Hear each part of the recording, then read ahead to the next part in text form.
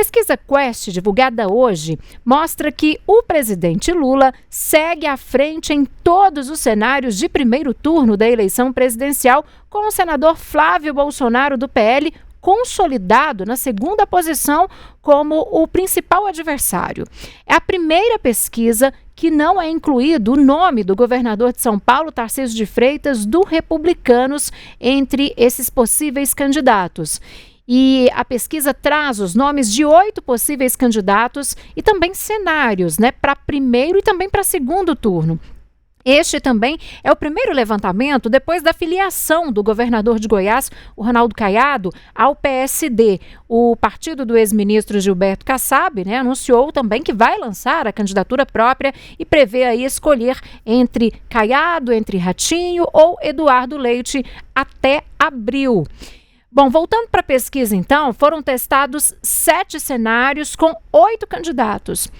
Os percentuais de intenção de voto de Lula variam entre 35% e 39%. Já os de Flávio Bolsonaro vão de 29% a 33%. Ainda foi registrada oscilação na aprovação entre os eleitores da região Nordeste, de 67% em janeiro para 61% em fevereiro. A desaprovação teve oscilação para cima entre aqueles que têm ensino superior, de 54% em janeiro para 62% na pesquisa atual. Então, teve essa oscilação aí, portanto. E a gente separou para você alguns dados deste levantamento, a gente juntou ali algumas informações relacionadas ao segundo turno. Então, vamos acompanhar. Temos aí esse primeiro cenário, Lula e ali Flávio Bolsonaro, Então, Lula aparece ali nesse cenário aí com 46%, e aí depois o Flávio Bolsonaro tem ali 36%. Nós temos ali também comparações com outros meses, melhor dizendo, 43% Lula, 38% Flávio Bolsonaro em fevereiro.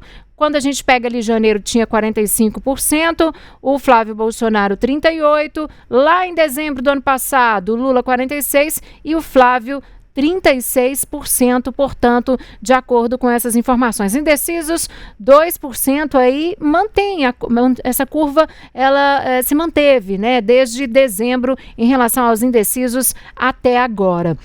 Bom, e aí a gente passa para o cenário 2, portanto, um cenário Lula com Ratinho Júnior. O Lula tem 43%, antes, gente, eram 43% em janeiro, então manteve aí o mesmo número. Ratinho Júnior do PSD, 35%, antes 36%, indecisos são 3% hoje, em fevereiro agora, antes eram 4%. Votos brancos, nulos e aquelas pessoas que disseram que não vão votar somam aí 19%, eram 17% neste cenário. Agora, em uma simulação de Lula, o atual presidente, e Caiado, Lula tem 42%, lembrando que antes eram 44% em janeiro. Ronaldo Caiado, do União Brasil, 32%, antes eram 33%, indecisos somam 4%, se mantém aí com o mesmo dado de janeiro. Brancos, nulos e quem não vai votar somam 22%, antes esse número era de 19%. Outro cenário agora, cenário de Lula e Romeu Zema, governador de Minas Gerais. Lula tem 43% dos votos, antes eram 46% em janeiro. Romeu Zema, do Novo, 32%, antes 31%. Indecisos mantiveram aí 4%, brancos, nulos ou quem não vai votar somam 21%, em janeiro eram 19%. Agora, em outro cenário, com o presidente Lula tendo como adversário o governador Eduardo Leite. Lula tem 42%, antes eram 41%, em novembro, a última pesquisa a prever este cenário. Eduardo Leite do PSD, 28%. o mesmo dado ali continua igual, eram 28% também. Indecisos, 4%, mantém 4%. Brancos, nulos, quem não vai votar, somam 26%, antes eram 27%, portanto, de acordo com esse levantamento. Lembrando que a pesquisa, ela também realizou levantamento espontâneo, né? Que é aquele levantamento quando não é apresentada uma lista ali de nomes, né? De pré-candidatos. E os resultados também demonstram o presidente Lula à frente dos demais nomes citados pelos entrevistados. Ficou da seguinte forma, ó. Uma pergunta espontânea, né? Ali o nome que vem à cabeça da pessoa. Lula aparece em primeiro lugar com 19%, Flávio Bolsonaro com 10%, Jair Bolsonaro 2%, portanto. Lembrando que Jair Bolsonaro, né, não pode ser candidato, mas mesmo assim o nome dele foi lembrado ali pelas pessoas que foram entrevistadas. E ainda foi feita a pergunta se Lula merece continuar na presidência da República. Olha só, 57% responderam não. Antes eram 56% em janeiro e o mesmo número em dezembro. Responderam sim 39%. Eram em janeiro 40% e 41% em dezembro, ou seja, teve uma queda ali nesses meses, né? Não souberam responder, 4%, manteve aí o mesmo número de janeiro e em dezembro esse número era de 3%. A pesquisa também perguntou sobre a situação da economia nos últimos 12 meses. E aí, responderam que a situação piorou, 43%, mesmo patamar de janeiro. Em dezembro, eram 38%. Quem respondeu que melhorou ali, soma 24%, manteve o mesmo índice, o mesmo número de janeiro, e 28% em dezembro. Então, ficou do mesmo jeito, 30%, eram 29% em janeiro e 31% em dezembro. Não souberam responder, 3%, eram 4% em janeiro e 3% em dezembro.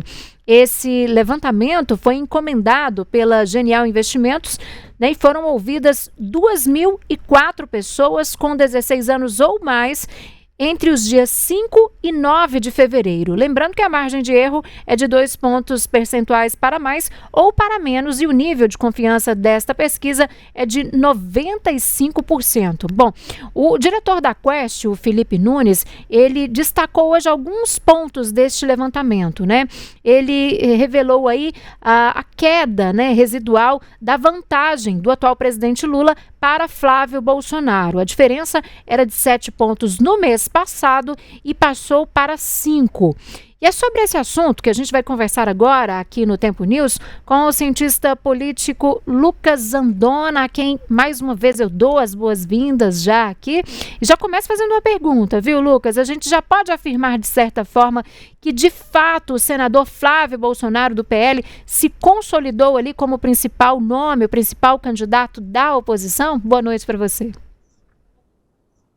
Muito boa noite, Assíria, boa noite, Luciane. Sim, de fato, essa pesquisa a gente precisa destacar, é a primeira que não aparece o governador de São Paulo como candidato, e ela demonstra, de fato, a consolidação do Flávio como o herdeiro do espólio do bolsonarismo.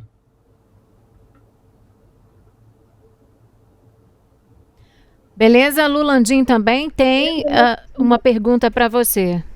Isso, olá, Lucas, boa noite. Eu queria entrar até um pouco nessa análise que você começou a fazer, que é a pesquisa que a gente já não tem a presença, o nome colocado ali do governador de São Paulo, Tarcísio de Freitas, que pelo que a gente vinha observando era o nome preferido ali do Centrão para disputar o Palácio do Planalto, mas saiu dessa jogada com a entrada de Flávio, colocou ali que vai ser candidato à reeleição em São Paulo, mas essa consolidação do nome de Flávio, como você bem apontou, e a ausência do nome de Tarcísio, coloca, por exemplo, o Centrão em uma nova posição de aceitar essa candidatura de Flávio. Esse grupo que ainda era resistente ali, defendia um outro nome, mas na sua avaliação coloca o Centrão nessa posição ou ainda cabe uma articulação ali que pode ser feita nesses próximos meses até o início da campanha eleitoral?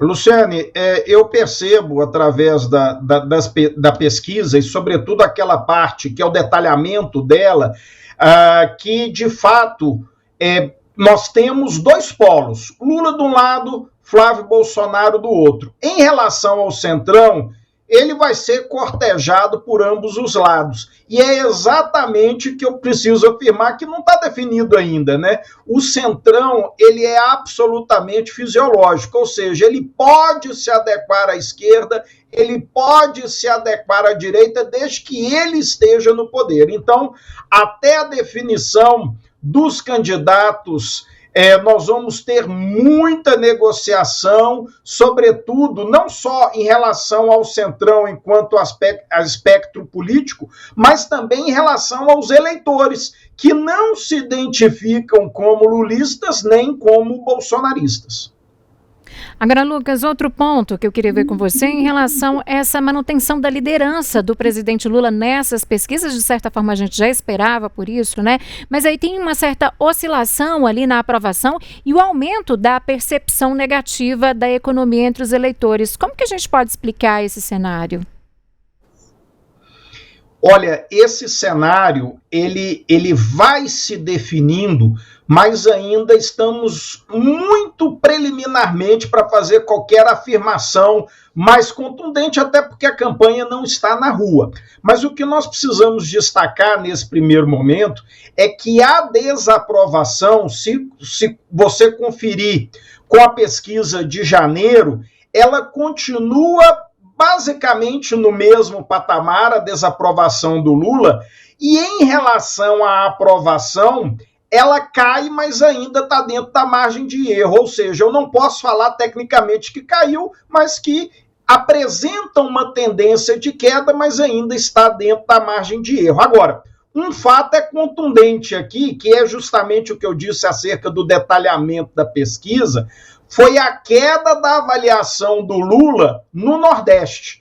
Esse foi um caso muito interessante, que merece a nossa análise. Por quê? Porque ele sai da margem de erro se você compara a pesquisa de janeiro com a de fevereiro. Eu estou com os números aqui, 67% aprovavam o governo Lula no Nordeste em janeiro, e esse índice já caiu para 61% em fevereiro, ou seja, o Lula, que sempre foi muito bem votado no Nordeste, continua sendo bem votado no Nordeste, mas isso chama a atenção dos estrategistas dele, sobretudo a parte do marketing, da comunicação do partido e do governo, porque ele está perdendo espaço aonde ele sempre nadou de braçada, que é do Nordeste. Um outro aspecto que eu acho que a gente precisa destacar é o aumento da desaprovação do Lula em relação aos eleitores com curso superior, que é um aumento considerável também da desaprovação, e esses eleitores tendem a ser aqueles eleitores não só formadores de opinião, mas aqueles que tendem a convencer eleitores de menor escolaridade. Então, acho que isso aqui é uma tendência significativa que foge à margem de erro da pesquisa. Agora, só uma questão ali, você disse desse ponto, né, do Lula estar perdendo espaço no Nordeste. O que poderia explicar isso nesse momento, hein, Lucas? Olha, infelizmente, a comunicação do governo ainda ela é muito fraca. E o eleitor, quando indagado a uma pesquisa, ele tem um raciocínio muito lógico de julgar o governo em relação a si mesmo, ou seja, tendo o próprio eleitor como referência. Ou seja, se o indivíduo está indo no supermercado, ele está indo no sacolão, ele está endividado, ele está tendo dificuldade para comprar as coisas, automaticamente ele tende a imputar isso a um mau êxito do governo, e aí justificaria essa queda da aprovação do governo. Agora, vamos deixar claro, o Lula ainda tem uma aprovação considerável. Na última pesquisa, nós estamos falando em 62%, mas essa aprovação já foi muito maior. Ou seja, o Flávio tem espaço para crescer dentro dessa região do Brasil. Lucas, agora um outro ponto ainda nessa mesma análise dessa queda, um pouco de apoio ao presidente Lula. A gente sabe que quem está no poder e vai tentar uma reeleição sempre tem uma certa vantagem justamente por ter o nome colocado ali, pelas ações que estão em andamento, mas a gente também sabe que a lei eleitoral proíbe o uso da máquina pública em favorecimento ali nessa disputa eleitoral. Mas na sua avaliação, quais estratégias que Lula ainda pode usar para tentar reverter essa ligeira queda que ele teve ali na aprovação do governo, já pensando nessa possível candidatura que ele deve ter aí, tentando um 4º mandato à frente do Palácio do Planalto?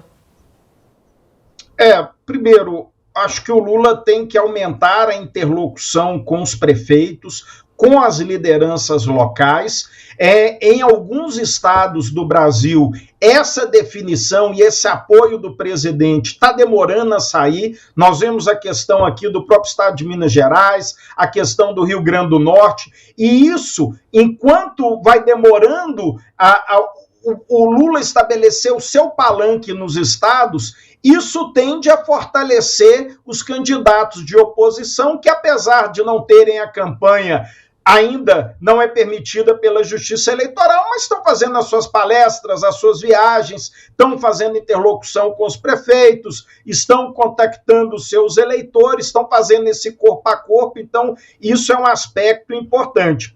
Um outro aspecto que eu acho que a gente precisa verificar é que o governo tem que comunicar melhor aquilo que ele está fazendo. Ainda está muito insatisfatório, o governo já mexeu na parte de comunicação, mas a pesquisa também, quando você pega o segmentado dela, ela apresenta uma queda na aprovação do governo Lula em relação àqueles candidatos com a renda até 2 salários mínimos, ou seja, é o candidato que tradicionalmente votou no Lula. O que está acontecendo agora? Agora a aprovação dele diminuiu nesse nicho também, diminuiu acima da margem de erro, ou seja, é uma queda considerável. Então isso pode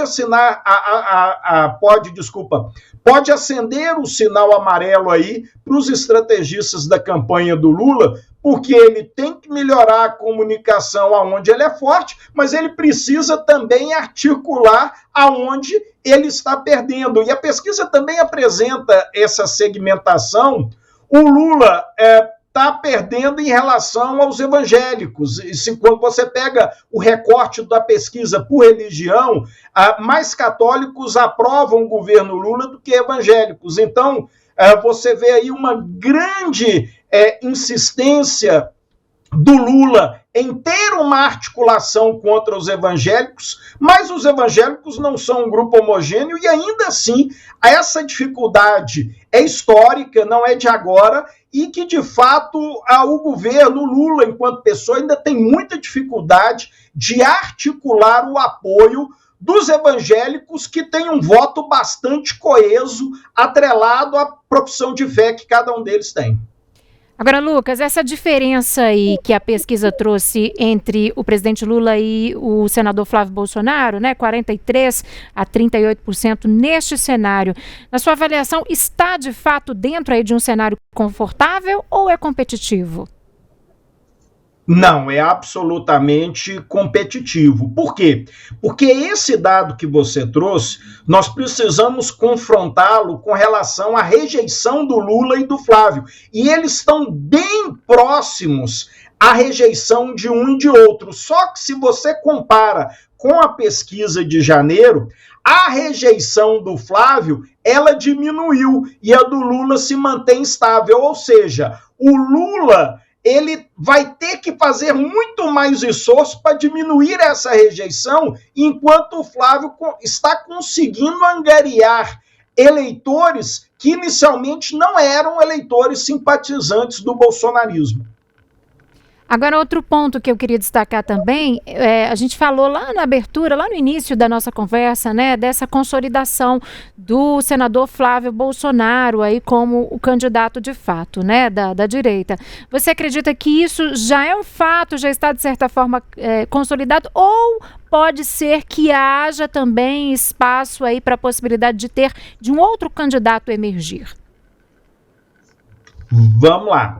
Em relação às estratégias eleitorais, para o PT, para o Lula, é muito melhor ter um candidato para ser o seu opositor. No caso, o Flávio, ou seja, competir um contra o outro. Isso para o Lula é mais vantagem porque ele está na máquina pública, ele tem a experiência, ele tem a história e ele tem a própria comunicação do governo a seu favor. Agora, pensando naquele eleitor de centro, naquele eleitor que na última eleição teve muito presente aqui em Minas, que votou no Zema para o governo, mas votou no Lula para presidente, esse eleitor que ora oscila para a esquerda, ora oscila para a direita, se você tem mais eleitores competitivos de um mesmo espectro político, esse apoio tende a se pulverizar, tirando votos do Lula.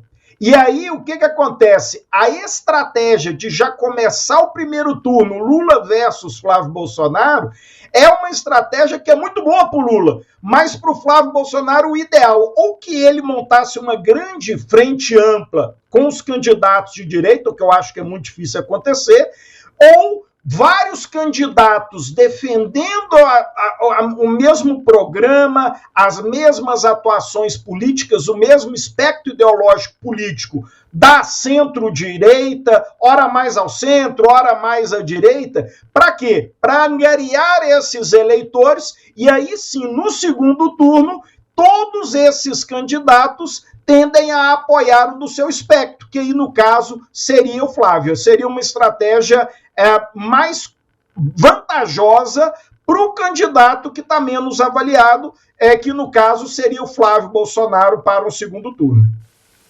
Lucas, agora você vê em Flávio Bolsonaro, agora com essa consolidação do nome dele nas pesquisas, como a gente vem avaliando aqui, você vê ele como um candidato da direita capaz, que tem ali uma competitividade no nome para angariar todo o capital político do ex-presidente Jair Bolsonaro, ou você ainda vê uma possibilidade, algum caminho ali de divisão dos votos da direita? Claro que a gente sabe que Jair Bolsonaro teve uma diferença muito curta em relação ao presidente Lula nas eleições de 2022 e muito se falou nessa questão do nome dele, se ele conseguiria atrair todo esse eleitorado que era voltado a Jair Bolsonaro. Na sua avaliação, ele é um candidato competitivo para atrair esse eleitorado da direita nesse sentido de comparação com Jair Bolsonaro? Veja, se nós pensarmos a partir do momento que o Bolsonaro, lá em dezembro, divulga aquela carta apoiando o Flávio, de lá para cá o Flávio cresceu. Então, realmente, houve uma parte do espólio político do Bolsonaro que foi transferido para o Flávio. Agora, se você olha a rejeição que o Flávio tem, que é uma rejeição acima dos 50 pontos, que é muito próxima do Lula, que também é acima dos 50, aí a gente começa a perceber que agora a grande definição é justamente cativar esse eleitor que não se identifica como lulista nem como bolsonarista. Por quê? Se você avaliar a aprovação e desaprovação do governo Lula, você vai ver que esses números, que é completamente positivo ou negativo, eles são muito próximos, ou seja, o lulista acha que o governo é favorável, o bolsonarista acha que o governo é ruim. Mas quando você pesquisa o eleitor de centro, é esse que vai definir a eleição. E é justamente esse que merece a atenção, tanto do Lula quanto do Bolsonaro, no caso aqui o Flávio Bolsonaro. Como o Bolsonaro está preso, eu imagino que essa transferência automática do espólio político do Bolsonaro vai ser muito mais difícil de fazer, uma vez que o Bolsonaro preso, ele não tem como encaixar-se na campanha do filho, engajar-se na campanha do filho. Então eu acho que vai ser mais difícil. Por isso que eu acho que o ideal agora não é o Flávio Bolsonaro continuar a defender um discurso daquele bolsonarista raiz, mas é justamente ele ampliar o seu debate, tentar cativar o eleitor de centro, o empresariado, justamente para tentar atrair esse eleitor de centro, porque é esse, repito, que vai definir a eleição em outubro desse ano. Agora, Lucas, a gente tem também ali um alto índice, né, de pessoas que responderam essa pesquisa dizendo que votariam em branco ou mesmo em nulo. Em alguns cenários aqui, chega até 26%. Isso aí pode favorecer, na sua avaliação, quem em uma disputa polarizada, hein? Veja, historicamente, os níveis de voto branco, nulo e as abstenções, elas tendem a manter aí mais ou menos um patamar sempre acima dos 20%. Dentro desse aspecto, o que nós precisamos entender é que esse eleitor que se abstém, que não vota ou vai lá e anula o seu voto, ele é um eleitor que já está apático em relação à política, porque ele enxerga que nem o Lula o representa, nem o Flávio Bolsonaro ou qualquer outro candidato da direita o representaria. Então, o que os candidatos têm que fazer é justamente tentar convencer esse eleitor, primeiro, a ir votar, e segundo, votar em seu benefício e não contra ele. Então, eu imagino que em outubro nós vamos ter também números altos de votos brancos e nulos, mas em termos estatísticos e jurídicos, nós precisamos lembrar que o voto branco e nulo ele não entra no quociente eleitoral. Então, o ideal é que o eleitor vá e vote, ou no A, ou no B, ou em Lula, ou no Flávio, ou qualquer outro, mas que vote, porque o ele não votar, esse voto dele não vai ser considerado para absolutamente nada. Lucas, e uma outra pergunta que a gente sempre fala aqui, eu queria ouvir sua opinião, sua avaliação. Quais são as pautas que vão estar em debate nessa campanha presidencial, tanto da direita quanto da esquerda, e se você julgar alguma diferente ali do campo do centro também? Veja, um aspecto que tem preocupado, e a pesquisa demonstra isso, é em relação à avaliação da economia. Se você pegar essa pesquisa que foi divulgada hoje, 43% dos entrevistados dizem que a economia piorou. Ou seja, e só 24% afirmam que melhorou. Ou seja, eu tenho uma disparidade muito grande. A avaliação econômica, ao longo do tempo, ela tende a tirar votos do candidato que representa a continuidade. Então, nós temos uma pauta econômica que está bem travada em relação ao executivo, considerando uma série de fatores, a questão do teto de gastos, a questão das emendas parlamentares, a questão do embate institucional entre o legislativo e o judiciário, a questão das emendas PIX, ou seja, uma questão que é muito mais profunda do que a pesquisa ou o juízo do eleitor possa aferir de imediato. Uma outra questão que certamente vai nortear aí os debates políticos é a questão da segurança pública. A segurança pública, ela merece a atenção tanto da esquerda quanto da direita, e nós vemos aí vários números que são absolutamente alarmantes, como o crescimento do feminicídio, a questão da interiorização das facções criminosas. Isso tudo exige do governo que apresente resultados concretos na vida do cidadão. E aí nós temos um problema. O governo Lula está apostando muito na PEC da segurança, mas a PEC da segurança, ainda que ela seja aprovada esse ano e passe a ser regulamentada e implementada, nós não vamos ter tempo de aferir se ela foi positiva, porque a eleição é em outubro. Então, o debate em relação à questão da segurança pública, ele vai ser muito mais um debate de propostas, um debate de políticas, mas um debate muito vazio, porque pouco de concreto foi tomado em relação a isso. E como se não bastasse, voltamos essa semana à questão da redução da maioridade penal, justamente pelo relator da PEC da Segurança Pública. Ou seja, são questões que atingem um eleitor. E se isso for muito bem trabalhado pelo marketing eleitoral, a eleição de outubro pode virar quase um plebiscito, se é a favor ou contra. Então, nós precisamos saber interpretar esses dados e certamente as assessorias dos políticos sabem fazer isso muito bem, mas que não basta apenas debater um tema. O eleitor hoje, sobretudo pós-pandemia para cá, o eleitor ele não está muito focado em propostas vazias. Ele quer saber de propostas que deem resultado, propostas que resolvam a situação no bairro dele, na rua dele, as questões na cidade dele, e é isso que realmente tem perturbado essa parte da economia e essa parte de segurança pública. Eu imagino que isso é que vai nortear. Como se não bastasse, entre um ou outro, nós vamos ter os escândalos de corrupção aí que estão pipocando à torta e à direita. Hoje nós tivemos até mala de dinheiro sendo julgada da janela, ou seja, situações que estão se multiplicando, cada vez que se investiga mais se descobre, isso é muito bom, mas nós precisamos entender qual é a causa dessa corrupção. Será que existe uma certa conivência, uma certa leniência? E o eleitor vai fazer esse julgamento lá em outubro, quando ele estiver de frente da urna eletrônica. Lucas Andona, cientista político, mais uma vez, muito obrigada, viu, Lucas, por estar conosco aqui no Tempo News. Uma ótima noite para você e até uma próxima oportunidade. Muito obrigado, boa noite, permaneça à disposição.